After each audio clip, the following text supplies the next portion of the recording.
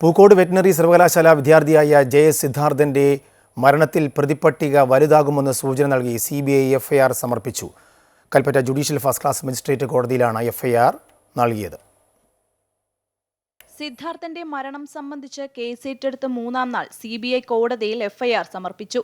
Kalpetta judicial first class magistrate കോടതിയിലാണ് CBI Siddharthan കേസിലെ FIR സമർപ്പിച്ചത്. കൂടുതൽ പ്രതികൾ ഉൾപ്പെടുമെന്നും എഫ്ഐആറിൽ പരാമർശമുണ്ട്. കൊലപാതകം അടക്കമുള്ള വകുപ്പുകൾ ഇപ്പോൾ ഉൾപ്പെടുത്തിയിട്ടില്ല. കേസന്വേഷണത്തിന്റെ പുരോഗതി അനുസരിച്ചാകും മറ്റു വകുപ്പുകൾ കൂട്ടിച്ചേർക്കുക. CBI Delhi special unit 2 case അന്വേഷിക്കുന്നത്. നേരത്തെ കേസ് അന്വേഷിച്ച കൽപ്പറ്റ ഡിവൈഎസ്പിയുടെ നേതൃത്വത്തിലുള്ള പോലീസ് 20 പേരെയാണ് പ്രതി ചേർത്തിരുന്നത്. ഇവർക്ക് പുറമെ ഒരാൾ കൂടി CBIയുടെ പ്രതിപട്ടികയിലുണ്ട്. എന്നാൽ ഇയാളുടെ പേര് പരാമർശിച്ചിട്ടില്ല. സിദ്ധാർത്ഥന്റെ മരണത്തിൽ ചില വിദ്യാർത്ഥികളുടെ പേരുകൾ കുടുംബം ആരോപിച്ചിരുന്നു. ഇവരിൽ ആരിലേക്കെങ്കിലും CBIയുടെ അന്വേഷണം നീളുകയാണോ എന്ന് വ്യക്തമല്ല. നിലവിൽ പേര് പരാമർശിക്കാതെയാണ് 21ാമത്തെ ആളെ എഫ്ഐആറിൽ പ്രതി ചേർത്തിരിക്കുന്നത്.